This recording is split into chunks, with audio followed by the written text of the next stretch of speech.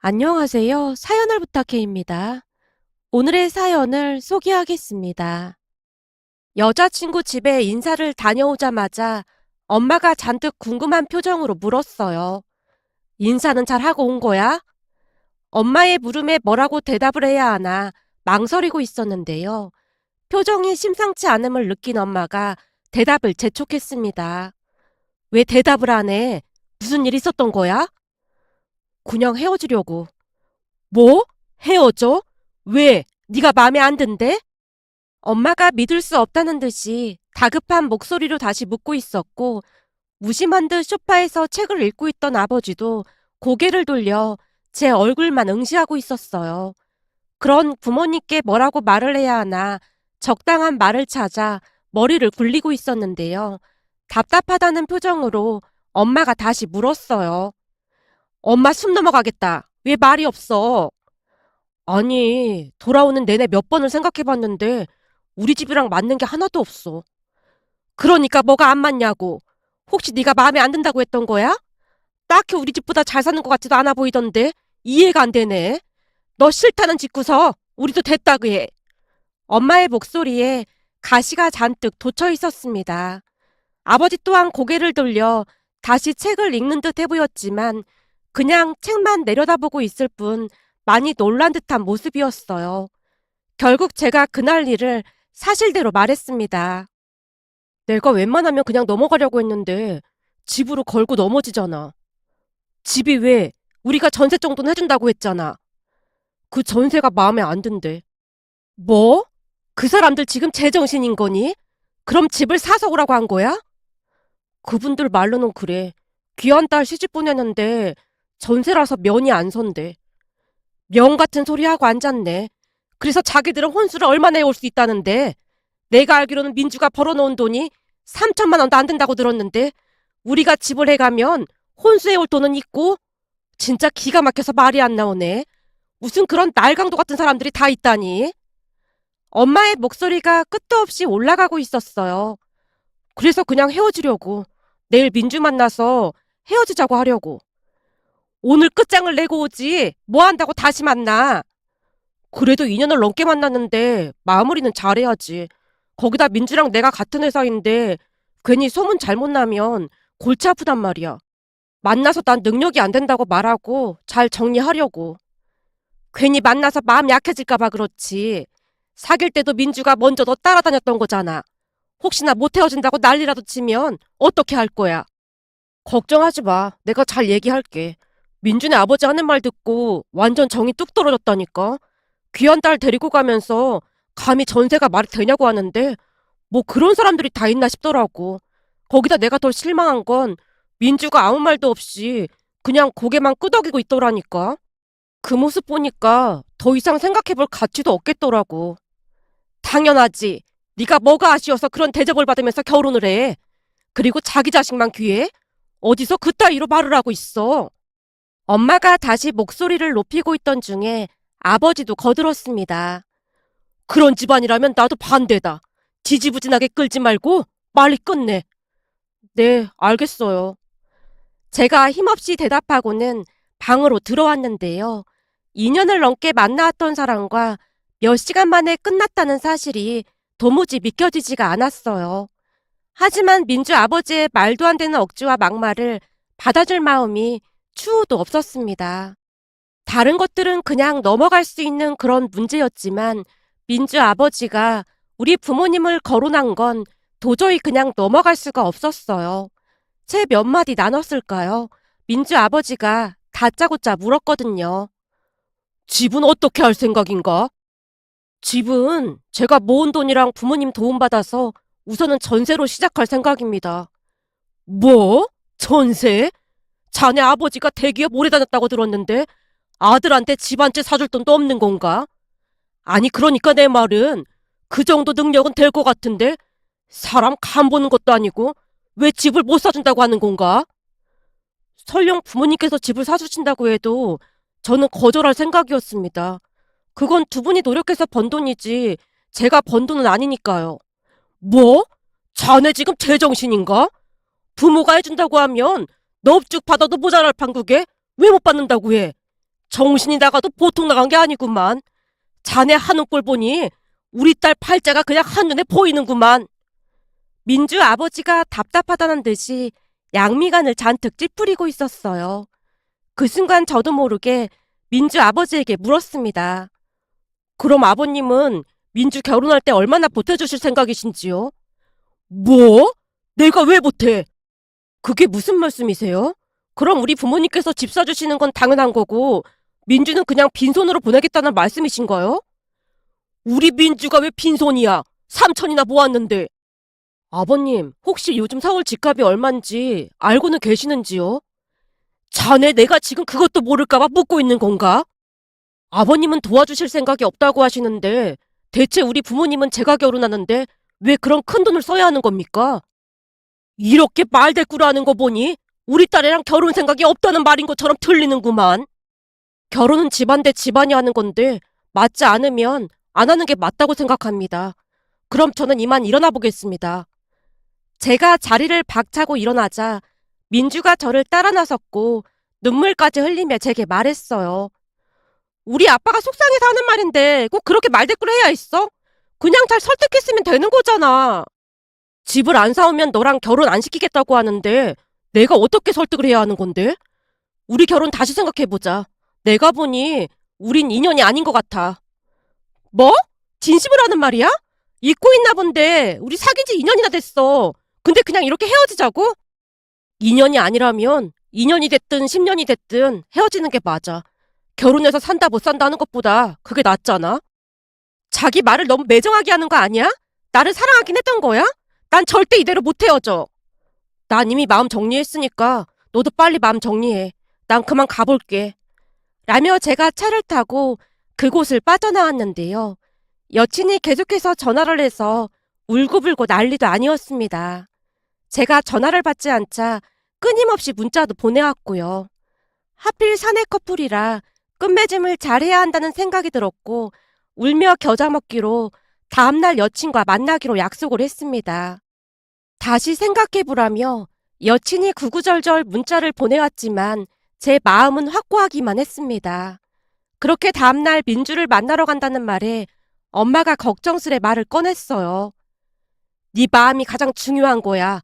넌 아니라고 하는데 정에 이끌리면 안 되는 거야. 엄마들 그렇게 나약하지 않아. 그러니까 걱정하지 마. 애써 엄마를 안심시키고는 약속 장소로 나갔는데요. 여친이 먼저 와서 기다리고 있었습니다. 아마도 밤새 울었던 모양으로 여친 얼굴이 퉁퉁 부어 있었어요. 왔어? 일찍 왔네. 난 밤새 한숨도 못 잤거든. 그래서 한참 전에 나와서 기다리고 있었어.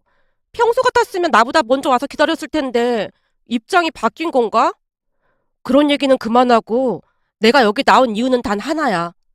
그럼 마음이 안 바뀌었다는 말이네? 난 우리가 헤어지는 게 맞다고 생각해. 왜 꼭 그렇게 비관적으로만 생각을 하는 거야? 민주야, 이건 비관적인 게 아니라 어제 봐서 알겠지만 돌이키기엔 너무 늦었어. 그러니까 자기가 더 노력하면 되는 거잖아. 우리 아빠 조건에 맞추기만 하면 아빠도 어제 있었던 일은 모른 척 하시겠대. 그럼 네 말은 니네 아버지가 말한 조건에 맞춰야 하니까 나보고 집을 사오라는 말인 거야? 너 집값이 얼마인지 알긴 하고 하는 말이야? 자기네 부모님 그 정도 능력은 되시잖아. 그러니까 말이라도 한번 해볼 수 있는 거 아니야?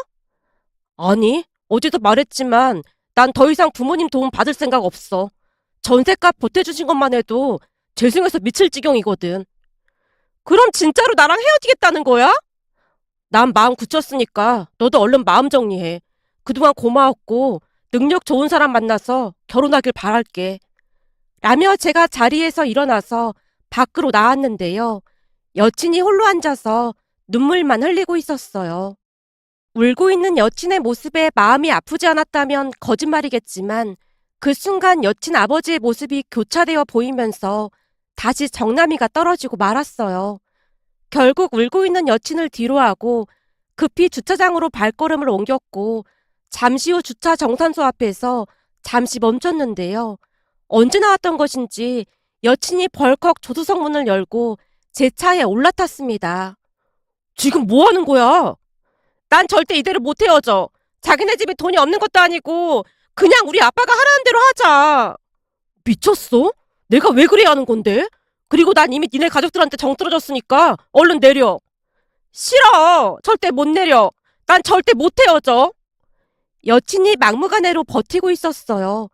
전혀 예상치 못한 상황에 어찌나 당황을 했던지 여친에게 계속해서 내리라고 소리치고 있었고, 그러다 보니 제 뒤에 차들이 경적을 울려대기 시작했습니다. 그때 당시 제게는 선택의 여지가 없었는데요. 기회를 봐서 차를 세우고 여친을 끌어낼 생각을 한 채 거칠게 엑셀을 밟았습니다. 하지만 그때 저는 무조건 그 자리에서 여친을 끌어냈어야 했습니다. 만약 그랬다면 제 인생이 그토록 꼬이진 않았을 테니까요. 막무가내로 우게 되는 여친으로 인해 화가 머리끝까지 난 상황이었기에 평소와는 다르게 운전을 거칠게 할 수밖에 없었는데요. 그 와중에 차 안에서 여친이 마구마구 소리를 질러대고 있었기에 신경이 더욱 날카로워질 수밖에 없었습니다. 결국 차 안에서 큰 목소리로 여친과 말다툼을 하며 운전을 했고, 곧이어 여친이 제 옷자락을 마구마구 잡아당기기까지 했어요. 그 바람에 사고가 날까 싶어 제가 여친 손을 세차게 뿌리칠 수밖에 없었습니다. 그런데 그 순간 하필이면 앞차가 급정거를 했고, 제가 급히 브레이크를 밟았지만 그대로 앞차를 들이받고 말았습니다. 그 뒤 기가 막힌 일이 일어났습니다. 차가 급정거를 하자 여친 몸이 앞으로 휘청이는 듯 하더니만 그대로 고꾸라졌는데요. 그때 당시 저는 안전벨트를 매고 있었지만 안전벨트를 매고 있지 않던 여친은 의식을 잃은 채 쓰러져 있었습니다. 그 모습에 혼비백산한 채 급히 119를 불렀고, 앞차 운전자에게는 제 연락처를 남긴 채 급히 병원으로 향했습니다. 이동하는 도중 급하게 여친 어머니께도 연락을 드렸는데요. 병원에 도착한 여친 부모님이 삿대질까지 하면서 제게 불같이 화를 내기 시작했습니다. 네가 운전했다며? 너 고의로 사고 낸 거 아니야? 네? 절대 그런 거 아닙니다. 아니긴 뭐가 아니야. 너는 멀쩡한데 어떻게 우리 딸만 저렇게 될 수가 있어? 저기 그게 민주가 갑자기 차에 올라타는 바람에 안전벨트를... 제가 상황을 설명하려고 애쓰고 있었는데요. 순식간에 여친 아버지가 제 뺨을 있는 힘껏 올려붙이더니 다시 소리쳤어요. 지금 이 와중에도 변명을 하고 있어? 만약에 우리 딸 잘못되면 내가 너 절대 그냥 안 놔둘 테니까 그런 줄 알아. 순간 어리나간 채 제가 뺨에 손을 올리고 있었는데요. 사고가 난 것 자체로도 이미 놀랄 대로 놀라있던 상황이었는데, 여친 부모님이 병원이 떠내려가라 소리를 지르고 있었기에 정신이 더욱 혼미해질 수밖에 없었습니다. 더군다나 병원에 있던 사람들이 다들 우리를 주시하며 수근거리는 모습이었기에 거의 쓰러지기 직전이었다고 해야 할까요? 앞으로 무슨 일이 일어날지 불을 보듯 뻔해 보였으니까요. 계속해서 여친 아버지가 몰아붙이고 있었기에 제가 무의식적으로 허리를 숙여 빌어대고 있었는데요. 여친 아버지가 병원이 떠내려가라 고함을 쳤습니다. 꼴도 보기 싫으니까 당장 꺼져! 저도 남아있겠습니다. 아무리 생각해봐도 그냥 가는 건 도의에 어긋난다는 생각이 들었기에 제가 기어들어가는 목소리로 대답을 했는데요. 네가 무슨 짓을 할 줄 알고 너 같은 인간을 병원에 그냥 놔둬. 웃기는 소리 하지 말고 당장 나가. 너 우리 딸 잘못되면 콩밥 먹일 테니까 그런 줄 알아. 여친 어머니가 눈물까지 흘리며 제게 쏘아붙이고 있어서 어쩔 수 없이 병원을 나설 수밖에 없었는데요. 그때 당시 사고로 인해 저도 통증이 있었지만 치료를 받을 엄두조차 내지 못한 채 집으로 돌아갔습니다. 집에 들어서던 저를 보며 엄마가 놀란 듯 물었어요. 너 얼굴이 왜 이래? 아무것도 아니야. 아무것도 아니긴 뭐가 아무것도 아니야. 얼굴이 퉁퉁 부었구만. 너 혹시 누구랑 싸운 거야? 혹시 민주가 이렇게 한 거야? 그런 거 아니야. 엄마, 근데 나 어떡하지? 너 민주한테 헤어지자고 통보하라 한 거 아니었어? 근데 뭘 어떡해? 얘가 오늘따라 왜 이러는 거야? 엄마가 걱정 가득한 표정으로 제게 묻고 있었어요. 아버지 또한 무슨 일이 일어났음을 직감했던 것인지 자리에서 일어나서 제게로 가까이 다가왔지만 부모님께 어떻게 말을 꺼내야 할지 몰라 제가 안절부절 못하고 있었는데요. 아버지가 심각한 표정으로 제게 물었어요. 너 무슨 일이야? 엄마 아버지가 옆에 있으니까 걱정하지 말고 사실대로 말해봐. 엄마, 아버지, 정말 죄송합니다. 부모님께 죄송한 마음과 함께 놀랐던 마음이 그제서야 표출이 된 듯 눈물이 비오듯 쏟아지고 있었습니다. 평소 워낙 밝은 성격인지라 부모님도 많이 놀란 모습이었고 엄마가 최대한 차분한 목소리를 유지하려 노력하며 제게 다시 물었어요. 괜찮으니까 걱정하지 말고 차근차근 말해봐. 무슨 일이 있음 엄마 아버지가 다 해결해 줄 테니까. 결국 제가 손등으로 눈물을 닦아낸 채 그날 있었던 일에 대해 사실대로 말을 했고 제 말을 들으면 들을수록 부모님의 표정이 굳어져 가고 있었습니다. 그러니까 네가 운전을 하다가 사고가 났는데 민주가 지금 병원에 있다는 말인 거네? 내가 내리라고 몇 번이나 말했는데 듣지를 않았어. 거기다 운전하는데 내 소매까지 자꾸 늘어지는 바람에 위험한 상황이어서 내가 민주를 밀치다가 그만 사고까지 났어. 지금 민주 상태는 어떤데? 모르겠어. 근데 민주가 안전벨트를 안 하고 있어서 머리를 좀 다친 것 같아. 뭐? 머리를? 그럼 거기에 있어야지. 그냥 오면 어떡해? 그게 민준의 부모님이 잔뜩 화가 나서 당장 나가라고 해서 있을 수가 없었어. 말을 하는 내내 묵묵히 듣고만 있던 아버지가 조용히 입을 열었어요. 민주 아버지, 전화번호 좀 줘봐라. 내가 통화 한번 해보마. 근데 지금 화가 많이 나 있는 상태라. 그래도 연락은 해봐야지. 라며 아버지가 민주 아버지 전화번호를 받아 적고는 급히 전화를 하는 모습이었습니다. 그리고 역시나 민주 아버지가 우리 아버지에게 갖은 모욕적인 말을 하고는 전화를 끊었고요. 그렇게 다음날 부모님과 함께 병원을 찾았는데요. 민주를 만나보기는커녕 민주 부모님이 욕설까지 하면서 내쫓았습니다. 그럼에도 불구하고 저는 계속해서 병원을 찾아갔지만 여전히 병실 안에는 들어가지도 못하고 쫓겨나기 일쑤였습니다. 그렇게 얼마나 지났을까요? 어느 날 민주 어머니에게 만나자는 연락이 와서 부랴부랴 약속 장소로 나갔는데요. 그날 민주 어머니 입에서 충격적인 말이 새어나왔습니다. 너 지금 우리 딸이 어떻게 됐는지 알기나 해? 민주 아빠도 따라 나온다고 하는 걸 내가 가까스로 말렸어. 민주 아빠가 여기 왔으면 너 오늘 성한 몸으로 집에 못 돌아갔어. 민주 어머니가 앞에 놓은 음료수를 벌컥벌컥 들이키고 있었습니다. 정말 죄송합니다. 민주는 지금 어떤가요? 큰 사고가 났는데 좋을 리가 있겠어? 그건 그렇고 너 이제 어쩔 거야? 그렇잖아도 부모님이랑 상의를 해봤는데 병원비랑 치료비는 우리 쪽에서 전부 지원하도록 하겠습니다. 뭐? 병원비랑 치료비? 너 지금 나랑 장난하자는 거야? 네? 그게 무슨 말씀이세요? 지금 너 때문에 우리 민주 눈이 실명이 됐는데 뭐? 병원비로 퉁치겠다고? 지금 이게 말이 되는 소리야? 네? 실명이요? 의사 말이 그날 사고로 지금 실명됐다고 하는데 돈만 지워주고 모른 척 하겠다고? 뭐 이런 인간이 다 있어. 앞으로 우리 민주는 회사를 못 다니는 건 말할 것도 없고 평생 혼자 살아야 하는 판국인데 병원비랑 치료비로 끝내겠다고? 죄송합니다. 그동안 민주 상황에 대해 말씀을 안 해주셔서 실명까지 됐는 줄은 정말 몰랐습니다. 그냥 매사가 핑계만 대고 있네. 너 같으면 자식이 실명됐다고 하는데 막 떠들고 다니고 싶겠어? 대체 가정교육을 어떻게 받았으면 이따위로 말을 할 수가 있어? 여친 어머니가 다시 노발대발하고 있었는데요. 딸이 실명이 됐으니 충분히 그럴 수 있다는 생각이 들었기에 제가 손이 발이 되도록 빌어대고 있었습니다. 그 순간 여친 어머니가 곁눈질로 저를 노려보며 몰아붙이듯 말을 꺼냈어요. 다 필요 없고 이제부터 네가 우리 민주 책임져. 네? 그게 무슨 말씀이세요? 설마 우리 딸 이렇게 만들어 놓고 모른 척 할 건 아니잖아. 니들 어차피 결혼하려고 양가 인사까지 들이마당이었고 그 와중에 우리 딸이 사고가 나서 실명을 했는데 설마 우리 딸을 모른 척 하진 않을 거지? 그랬다가는 내가 니네 집안 쑥대밭으로 만들어 놓을 테니까 그런 줄 알아. 내가 아는 기자도 있으니까 네가 저지른 짓 세상 사람들한테 다 알릴 거야. 무슨 말인지 알아들었어?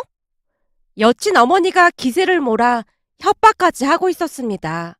순간 제 말문이 막히고 말았는데요. 여친 어머니가 대답을 하라며 재촉을 하기 시작했어요.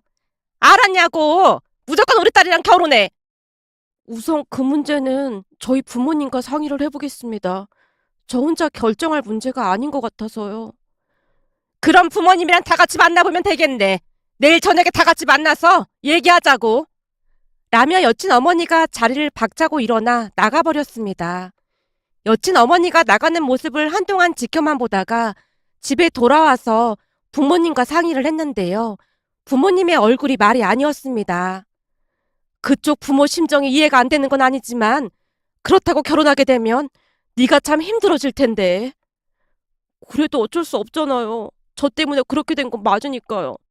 사실 저도 민주 모른 척하고 헤어지면 죄책감 때문에 너무 힘들 것 같아요. 제 잘못이니까 제가 짊어지고 가는 게 맞는 것 같아요. 제가 힘겹게 말을 하며 부모님을 설득했습니다. 그 뒤 부모님까지 만나서 대화를 했고 결국 저는 여자친구와 결혼을 하기로 약속을 했습니다. 여친이 퇴원을 하고 난 뒤 우리 부모님께 찾아오기도 했는데요. 눈물까지 흘리며 부모님께 죄송하다고 말을 했어요. 정말 죄송합니다.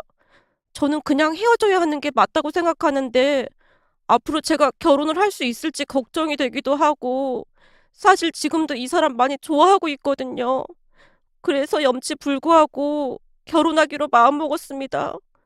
비록 제가 눈이 안 보여서 불편한 게 많긴 하지만 극복해 보도록 노력하고 또 노력하겠습니다. 아니다. 이렇게 된 마당에 잘잘못을 따질 필요가 뭐가 있겠니? 근데 눈은 전혀 안 보이는 거니? 네. 그냥 희미하게 불빛만 보이는데 그냥 안 보인다는 말이 맞을 것 같습니다. 그나저나 네가 힘들어서 큰일이구나. 엄마가 심란한 표정으로 여친을 위로하고 있었는데요. 여친 또한 최대한 예의를 갖추려 노력하는 모습이었습니다. 그런 여친의 모습에 저도 다시 마음을 다잡으려고 노력했어요. 그런데 그때부터 여자친구 부모님이 시커먼 속내를 드러내기 시작했습니다. 서울에 집을 사서 오는 건 물론이고 혼수조차도 우리에게 책임을 지라고 했으니까요. 어느 날 여친 어머니가 제게 명령하듯 말을 꺼냈어요. 자네도 알다시피 우리 딸 병원비도 많이 들어갔잖나.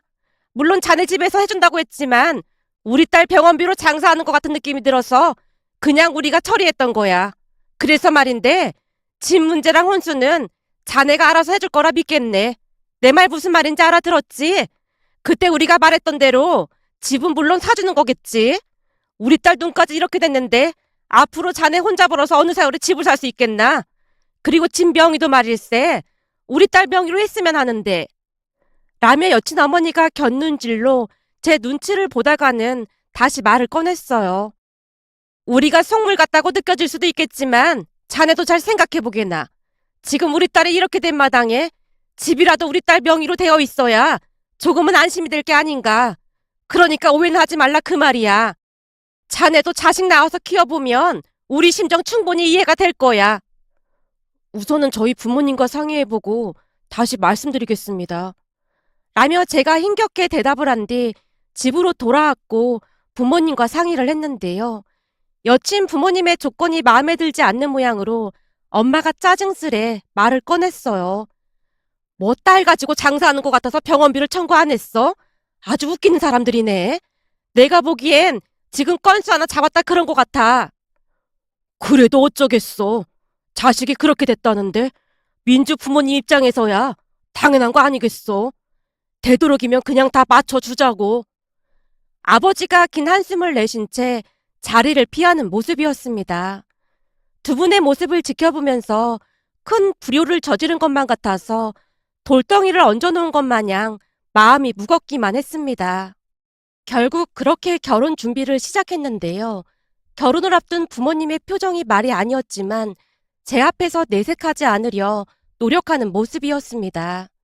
그러던 어느 날은 예비장모님이 제게 아파트 몇 개를 정해주면서 그 아파트 중 하나로 했으면 좋겠다는 말을 했고 울며 겨자 먹기로 주말마다 부모님과 아파트를 보러 다녔는데요.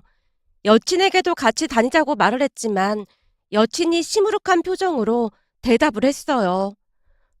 눈도 안 보이는데 내가 가봤자 뭐 하겠어. 그냥 자기가 보고 선택하면 난 최종만 확인할게. 알았어. 그럼 부모님이랑 같이 가서 보고 와서 말해줄게. 근데 이번 주는 어디 아파트 보러 가는 거야? 엄마가 땡땡동 보러 가자고 하더라고. 제 말에 여친이 고개를 끄덕이더니 아파트를 보러 갈 때마다 어디로 가는지 궁금한 듯 묻곤 했습니다. 저는 그저 같이 가고 싶어서 그러는 것이라는 생각만 하고 말았고요.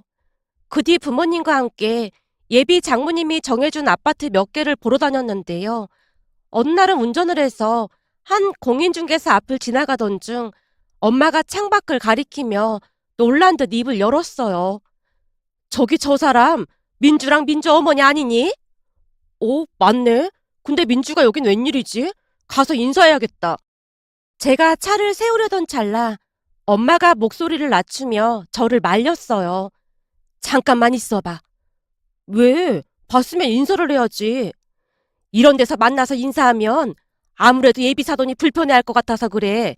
그러니까 그냥 모른 척하고 가만히 있어봐. 그럴 수도 있겠구나. 알았어. 그럼 우린 다른 공인중개사로 갈까? 아니, 잠깐만 기다려봐. 엄마가 두 사람을 뚫어져라 바라보느라 여념이 없어 보였습니다. 잠시 후 두 사람이 시야에서 사라지자마자 엄마가 차문을 열고 두 사람이 나왔던 공인중개사로 들어가서 물었어요. 저기 죄송한데 방금 나갔던 사람들이 봤던 집이 어떤 집인지 볼 수 있을까요?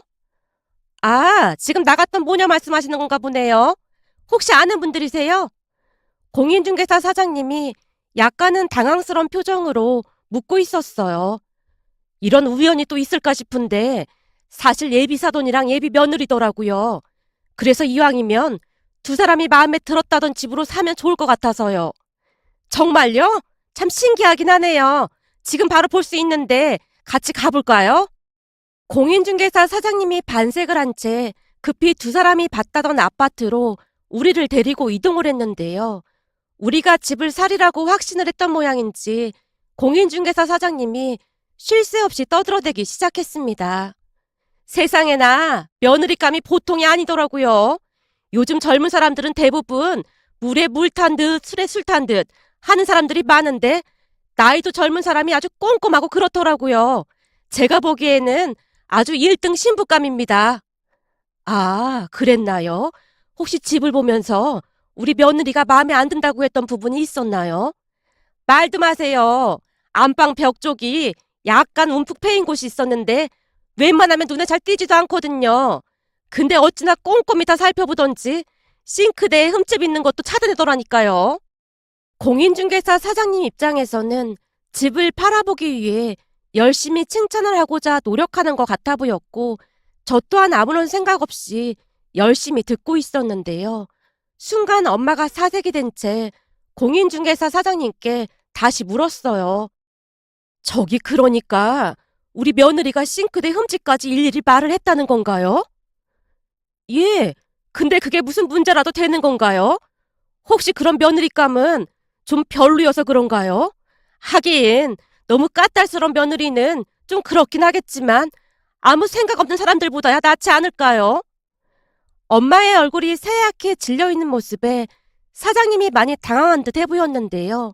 엄마가 떨리는 목소리로 사장님에게 다시 물었습니다.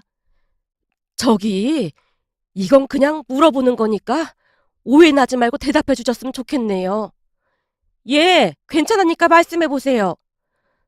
그게 지금 사장님께 들어보니 우리 며느리가 흠집까지 찾아냈다고 해서 하는 말인데요. 그럼 우리 며느리가 직접 눈으로 보고 말을 했다는 건가요? 당연하죠. 아주 그냥 집안을 샅샅이 다 확인하더라니까요. 그래서 말인데 혹시 우리 며느리 눈이 안 보인다거나 그런 것 같진 않던가요? 예? 눈이 안 보이다니요. 무슨 그런 농담을 하세요. 벽지 색깔까지 잘만 보던데요. 눈이 안 보이는 사람이 어떻게 그렇게 볼 수가 있겠어요? 거기다 내내 혼자서 다 둘러보고 그러던데 눈이 안 보이다니요. 순간 뭔가 이상하다는 생각이 들었던 것인지 사장님이 우리 눈치를 보며 입을 닫는 모습이었습니다. 그런 사장님에게 엄마가 다시 물었고요. 사장님, 정말 우리 며느리 눈에 이상이 전혀 없어 보인 거죠? 그렇다니깐요. 혼자서 편의점에 뛰어가서 엄마 음료수도 사오고 그러던데 눈이 불편한 사람이 그렇게 할 수는 없는 거 아니겠어요? 사장님이 쐐기를 박듯 말을 쏟아내고 있었고 엄마가 그 자리에 털썩하고 주저앉는 모습이었습니다. 저 또한 그제서야 상황 파악이 된 채 손을 덜덜 떨고 있었는데요. 우리 모습의 사장님이 영문을 모른 채 많이 당황한 듯 명함 하나를 건네고는 급히 자리를 피하는 모습이었습니다. 그렇게 잠시 넋이나가 있던 엄마가 조용히 입을 열었습니다. 넌 가서 민주 데리고 와. 우린 택시 타고 집에 가 있을 테니까. 말이 끝나자마자 엄마가 택시를 잡는 모습이었고 급히 택시에 올라탄 채 시야에서 멀어지고 있었습니다. 부모님이 멀어지는 모습을 보다가는 여친에게 전화를 해서 데리러 간다고 하자 해맑게 웃으며 대답을 하고 있었어요. 그 모습에 어찌나 소름이 끼쳤는지 모르겠습니다. 잠시 후 여친을 데리고 집에 들어가자마자 엄마가 여친을 앉혀놓고 물었습니다. 그동안 연기하느라 아주 고생했겠구나. 네?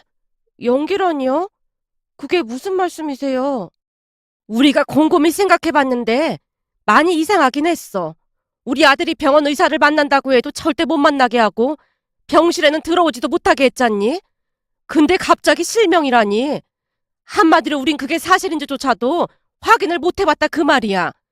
하지만 설마 했다. 설마 그런 걸로 거짓말을 할 사람이 있겠나 싶었거든. 어머님, 그게 무슨 말씀이세요? 어디서 사기를 칠 게 없어서 실명을 했다는 사기를 칠 수가 있어. 너 지금 바른 대로 말 안 하면 네 부모랑 같이 사기죄로 고소할 테니까 그런 줄 알아. 아까 보니 지팡이도 없이 잘도 다니더구나. 그동안 어쩜 그렇게 감쪽같이 속일 수가 있어. 엄마가 노발대발한 채 몰아붙이자 여친이 자포자기한 모습으로 실토를 했습니다. 사실은 저도 이렇게까지 하고 싶진 않았는데요. 엄마가 이렇게 해서라도 결혼하는 게 낫다고 해서 순간 정신이 어떻게 됐던 것 같습니다. 내가 도저히 이해가 안 돼서 그러는데 그럼 계속 안 보이는 척 하려고 했던 거니? 엄마가 기가 막히다는 표정으로 묻고 있었고 여친이 그동안 여친 부모님과 세웠던 계획을 자백하기에 이르렀는데요. 사고가 났을 당시 앞이 조금 뿌옇게 보이긴 했다네요. 그런데 여친의 말을 듣던 여친 부모님이 마치 건수라도 잡은 듯 여친을 꼬셨다고 합니다. 이번에 잘만 하면 네 팔자가 순식간에 바뀔 수도 있으니까 엄마 말 잘 들어. 그냥 이번 참에 실명이라고 하고 결혼해버려. 뭐? 그럼 회사는 어쩌고? 너 평생 벌어서 집 하나 살 수 있을 것 같아? 이참에 그냥 취직해서 편하게 살라 그 말이야. 걔 성격에 네 눈이 잘못됐다고 하면 해달라는 대로 다 해줄 게 분명하거든. 그럼 평생 눈이 안 보이는 것처럼 연기하고 살라고? 말이 되는 소리를 해.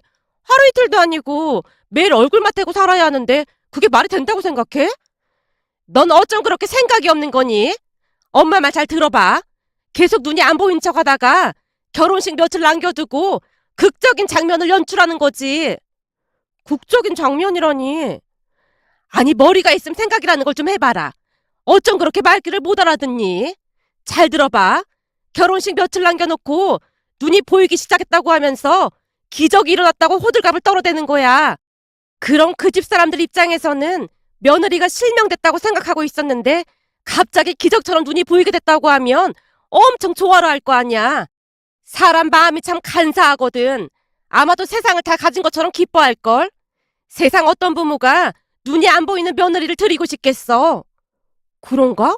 생각해보니까 엄마 말이 맞는 것 같기도 하네.